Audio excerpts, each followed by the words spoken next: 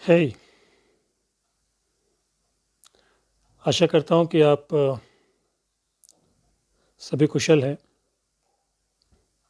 और माफ़ी चाहूँगा कि आज थोड़ा लेट हो गया हूँ, परंतु पढ़ रहा था तो पढ़ते पढ़ते अचानक से मेरे हाथ में पंडित जी का एक निबंध आया जिसका नाम है मारसी मोहि कुठाऊं। ये बड़ा रोचक निबंध है। रोचकता इस निबंध की अनेक मायनों में है। एक तो ये निबंध जो है ये पंडित चंद्रधर शर्मा गुलेरी जी की वैचारिकता के बारे में हमें परिचित करवाता है। साथ ही वो समाज के दोगलेपन के बारे में भी सूचित करता है कि हम किस प्रकार से अपनी संस्कृति को भूल जाते हैं या फिर जानबूझकर हम उससे किनारा भी कर लेते हैं। प्रत्युष जी नमस्कार। आपने कहा था कि आइए और सुनाइए, तो सुना रहे हैं। सुनिए। मारसी मोहि कुठाऊं। मारसी मोहि कुठाऊं जो है ये तुलसीदास जी का एक कथन है। क्यों है वो भी सुनते हैं, परंतु इस निबंध की पृष्ठभूमि केवल इतनी है कि एक भयंकर कटाक्ष है समाज और सामाजिक चिंतन के ऊपर। उस समय में प्रचलित आर्य समाज के ऊपर कटाक्ष है। सुनिए। जब कैकेयी ने दशरथ से ये वर मांगा कि राम को वनवास दे दो, तब दशरथ तिलमिला उठे। कहने लगे कि चाहे मेरा सिर मांग ले, अभी दे दूंगा, किंतु मुझे राम के विरह से मत मार। गोसाई तुलसीदास जी के भाव भरे शब्दों में राजा ने सिर धुनकर लंबी सांस भरकर कहा कि मारसी मोहि कुठाऊं, मुझे बुरी जगह पर घात किया। ठीक यही शिकायत हमारी आर्य समाज से है। आर्य समाज ने भी हमें कुठाऊं मारा है, कुश्ती में बुरे पेच से चित पटका है। हमारे यहाँ पूंजी शब्दों की है, जिससे हमें काम पड़ा। चाहे और बातों में हम ठगे गए, पर हमारी शब्दों की गांठ नहीं कतरी गई। राज के और धन के गठकटे यहाँ कई आए, पर शब्दों की चोरी महाभारत के ऋषियों की कलम नाल की तांत की चोरी की तरह किसी ने न की। यही नहीं, जो आया उससे हमने कुछ ले लिया। पहले हमें काम असुरों से पड़ा, असीरिया वालों से। उनके यहाँ असुर शब्द बड़ी शान का था। असुर माने प्राणदाता, जबरदस्त। हमारे इंद्र की भी यही उपाधि हुई, पीछे चाहे शब्द का अर्थ बुरा हो गया हो। फिर काम पड़ा पणियों से, फिनिशियन व्यापारियों से। उनसे हमने पण धातु पाया, जिसका अर्थ लेन देन करना, व्यापार करना है। एक पणी उनमें से ऋषि भी हो गया, जो विश्वामित्र के दादा गाधी या गाधी की कुर्सी के बराबर जा बैठा। कहते हैं कि उसी का पोता पाणिनि था, जो दुनिया को चकराने वाला सर्वांग सुंदर व्याकरण हमारे यहाँ बना गया। पारस के परशवों या पारसियों से काम पड़ा तो वे अपने सूबेदारों की उपाधि क्षत्रप या क्षत्रपावन या महाक्षत्रप हमारे यहाँ रख गए, और गुस्तास्प विस्तास्प के वजन के कुशाश्व, श्यावाश्व, बृहदश्व आदि ऋषियों और राजाओं के नाम दे गए। यूनानी यवनों से काम पड़ा तो वे यवन की लिपि यवनानी शब्द हमारे व्याकरण के भेंट कर गए। साथ ही 12 राशियां मेष, वृष, मिथुन आदि भी यहाँ पहुंचा गए। इन राशियों के ये नाम तो उनकी असली ग्रीक शक्लों के नामों के संस्कृत तक के हैं। पुराने ग्रंथकार तो शुद्ध यूनानी नाम आर, तार, जितुम आदि काम में लेते थे। ज्योतिष में यवन सिद्धांत को आदर से स्थान मिला। वराह मिहिर की स्त्री रवना यवनी रही हो या ना रही हो, उसने आदर से कहा है कि मलेच्छ यवन भी ज्योतिष शास्त्र जानने से ऋषियों की तरह पूजे जाते हैं। अब चाहे वैल्यूपेबल सिस्टम भी वेद में निकाला जाए, पर पुराने हिंदू कृतघ्न और गुरुमार नहीं हो सकते। सेल्यूकस निकेटर की कन्या चंद्रगुप्त मौर्य के जनाने में आई। यवन राजदूतों ने विष्णु के मंदिर में गरुड़ ध्वज बनाए और यवन राजाओं की उपाधि सोटर त्रातार का रूप लेकर हमारे राजाओं के यहाँ आ लगी। गंधार से न केवल दुर्योधन की मां गांधारी आई, बालवाड़ी भेड़ों का नाम आया।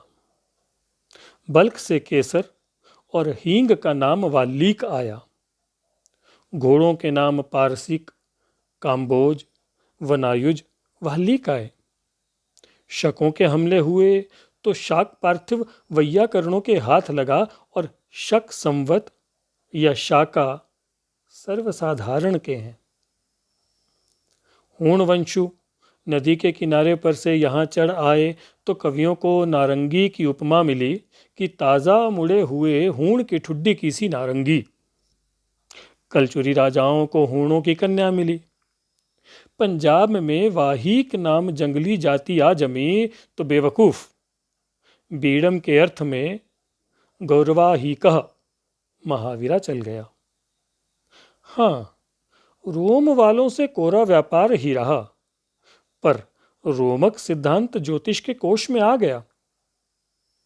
पारसी राज्य राज्य न रहा, पर सोने के सिक्के निष्क और द्रम दिरहम और दीनार दिनारियल हमारे भंडार में आ गए। अरबों ने हमारे हिंद से लिए तो ताजिक, मुतहा, इत्तशाल आदि दे भी गए। कश्मीरी कवियों को प्रेम के अर्थ में हेवाक दे गए।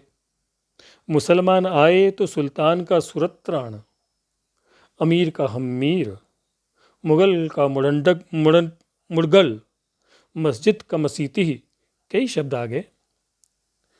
लोग कहते हैं कि हिंदुस्तान अब एक हो रहा है। हम कहते हैं कि पहले एक था, अब बिखर रहा है। काशी की नागरी प्रचारिणी सभा वैज्ञानिक परिभाषा का कोश बनाती है, तो उसी की नाक के नीचे बाबू लक्ष्मी चंद वैज्ञानिक पुस्तकों में नई परिभाषा काम में लाते हैं। पिछवाड़े में प्रयाग की विज्ञान परिषद और ही शब्द गढ़ती है। मुसलमान आए तो कौन सी बाबू श्याम सुंदर की कमेटी बैठी थी कि सुल्तान को सुरत्राण कहो और मुगल को मुड़ंगल? तो भी कश्मीरी कवि या गुजराती कवि या राजपूताने के पंडित सब सुरत्राण कहने लग गए। एकता तब थी कि अब। बौद्ध हमारे यहीं से निकले। उस समय के वे आर्य समाजी ही थे। उन्होंने भी हमारे भंडार को भरा। हम तो देवा नाम प्रिय मूर्ख को कहा करते थे। उन्होंने पुण्य श्लोक धर्माशोक के साथ उपाधि लगाकर इसे पवित्र कर दिया। हम निर्वाण के माने दिए का बिना हवा के बुझना ही जानते थे। उन्होंने मोक्ष का अर्थ कर दिया। अवदान का अर्थ परम सात्विक दान भी उन्होंने दिया। बकौल शेक्सपियर के, जो मेरा धन छीनता है वह कूड़ा चुराता है, पर जो मेरा नाम चुराता है वह सितम ढाता है। आर्य समाज ने वह मर्म स्थल पर मार की है कि कुछ कहा नहीं जाता। हमारी ऐसी चोटी पकड़ी है कि सिर नीचा कर दिया। औरों ने तो गांठ का कुछ न दिया। इन्होंने अच्छे अच्छे शब्द छीन लिए। इसी से कहते हैं कि मार से मोह को ठाओ। अच्छे अच्छे पद तो यूं सफाई से ले लिए हैं कि इस पुरानी जमी हुई दुकान का दिवाला निकल गया, लेने के देने पड़ गए। हम अपने आप को आर्य नहीं कहते, हिंदू कहते हैं। जैसे परशुराम के भय से क्षत्रिय कुमार माता के लहंगों में छिपाए जाते थे, वैसे विदेशी शब्द हिंदू की शरण लेनी पड़ती है। विदेशी शब्द हिंदू की शरण लेनी पड़ती है। और आर्य समाज पुकार पुकार कर जले पर नमक छिड़कता है कि हैं क्या करते हो? हिंदू माने काला, चोर, काफिर। अरे भाई, कहीं बसने भी दोगे? हमारी मंडलियां भले सभा कहलाएं, समाज नहीं कहला सकती। न आर्य रहे न समाज रहा तो क्या अनार्य कहें? और समझ समझ पशुओं का टोला होता है। हमारी सभाओं के पति या उपपति, गुस्ताखी माफ, उपसभापति से मुराद हैं, हो जावें, किंतु प्रधान या उप प्रधान नहीं कहा सकते। हमारा धर्म वैदिक धर्म नहीं कहलाएगा, उसका नाम रह गया है सनातन धर्म। हम हवन नहीं कर सकते, होम सकते हैं। हमारे संस्कारों की विधि संस्कार विधि नहीं रही, वह पद्धति पैर पीटना रह गई है। उनके समाज मंदिर होते हैं, हमारे सभा भवन होते हैं। और तो क्या, नमस्ते का वैदिक फिकरा हाथ से गया। चाहे जय राम जी कह लो, चाहे जय श्री कृष्ण, नमस्ते मत कह बैठना। ओंकार बड़ा मांगलिक शब्द है। कहते हैं कि ये पहले ब्रह्मा का कंठ फाड़ कर निकला था। प्रत्येक मंगल कार्य के आरंभ में हिंदू श्री गणेशाय नमः कहते हैं। अभी इस बात का श्री गणेश हुआ है। इस मुहावरे का अर्थ है कि अभी आरंभ हुआ है। एक वैश्य यजमान के यहाँ मृत्यु हो जाने पर पंडित जी गरुड़ पुराण की कथा कहने गए। आरंभ किया, श्री गणेशाय नमः। सेठ जी चिल्ला उठे, वाह महाराज, हमारे यहाँ तो यह बीत रहा है और आप कहते हैं कि श्री गणेशाय नमः। माफ करो, जब से चाल चल गई है कि गरुड़ पुराण की कथा में श्री गणेशाय नमः नहीं कहते, श्री कृष्णाय नमः कहते हैं। उसी तरह अब सनातनी हिंदू ना बोल सकते हैं, न लिख सकते हैं, संध्या का यज्ञ करने पर जोर नहीं देते, श्रीमद् भागवत की कथा या ब्राह्मण भोज पर संतोष करते हैं। और तो और आर्य समाज ने तो हमें झूठ बोलने पर लाचार किया। यूं हम लिल्लाही झूठ ना बोलते, पर क्या करें, इश्कबाजी और लड़ाई में सब कुछ जायज़ है। हिरण्यगर्भ के माने सोने की कौंधनी पहने हुए कृष्णचंद्र करना पड़ता है। चत्वारी श्रृंगा वाले मंत्र का अर्थ मुरली करना पड़ता है। अष्टवर्षो वा में अष्ट च एक शेष करना पड़ता है। शतपथ ब्राह्मण के महावीर नामक कपालों को मूर्तियां बनाना पड़ता है। नाम तो रह गया हिंदू। तुम चिढ़ाते हो कि इसके माने होते हैं काला चोर, चोर या काफिर। अब क्या करें? कभी तो इसकी व्युत्पत्ति करते हैं कि हि धन इंदु, कभी मेरुतंत्र का सहारा लेते हैं कि हीन च दुष्यति एव हिंदु इति उच्यते प्रिये। ये उमा महेश्वर सामवाद है। कभी सुभाषित के श्लोक हिंदुओं विंध्यमाविशन को पुराना कहते हैं और उड़ा जाते हैं कि उसी के पहले यवनैरवनिः कांता भी कहा है। कभी महाराज कश्मीर के पुस्तकालय में कालिदास रचित विक्रम महाकाव्य में हिंदपति पाल्यताम पद प्रथम श्लोक में मानना पड़ता है। इसके लिए महाराज कश्मीर के पुस्तकालय की कल्पना की, जिसका सूची पत्र डॉक्टर स्टाइन ने बनाया हो, वहाँ पर कालिदास के कल्पित काव्य की कल्पना कालिदास के विक्रम संवत चलाने वाले विक्रम के यहाँ होने की कल्पना तथा यवनों के अस्पृष्ट, यवन माने मुसलमान, भला यूनानी नहीं, समय में हिंदू पद के प्रयोग की कल्पना, कितना दुख तुम्हारे कारण उठाना पड़ता है। बाबा दयानंद ने चरक के एक प्रसिद्ध श्लोक का हवाला दिया कि 16 वर्ष से कम अवस्था की स्त्री में 25 वर्ष से कम पुरुष का गर्भ रहे तो या तो वह गर्भ में ही मर जाए या चिरजीवी ना हो या दुर्बलेंद्रिय होकर जीवे। हम समझ गए कि यह हमारे बालिका विवाह की जड़ कटी नहीं, बालिका रभस कुठार चला।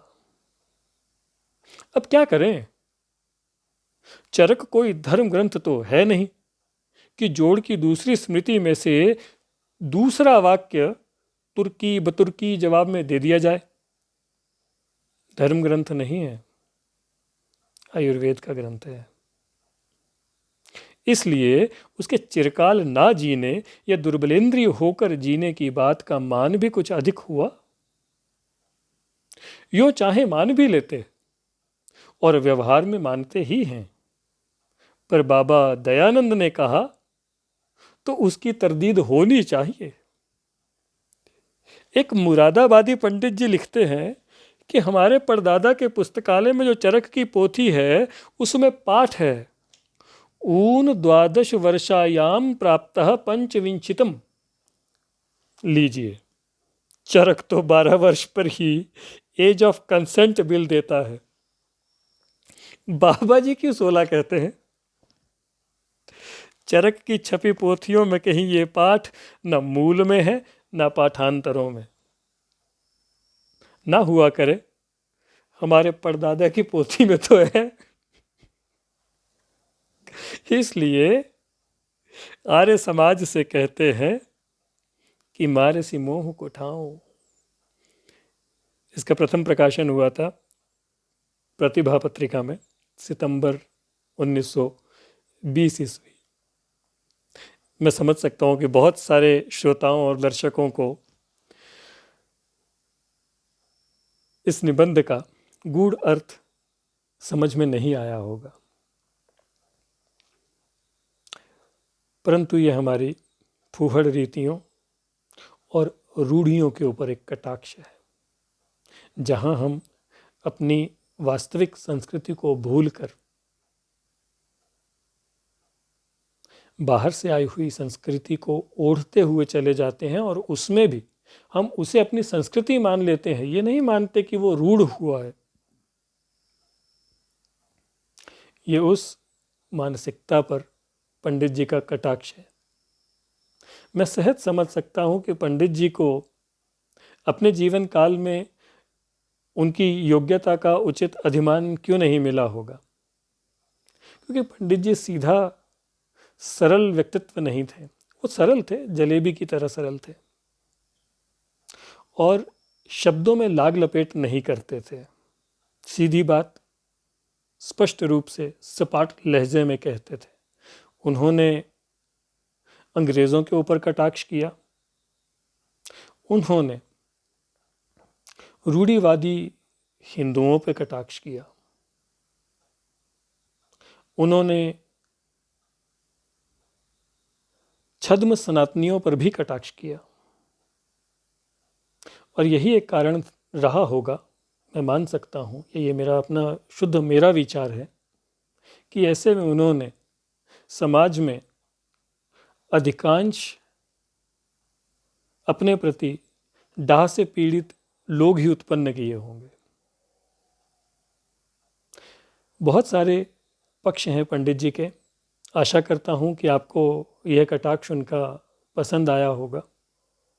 ऐसे ही उनकी अनेक रचनाओं को लेकर के समय समय पर पुनः प्रस्तुत होगा। आपका बहुत बहुत धन्यवाद। शुभ रात्रि। स्वस्थ रहें, मस्त रहें।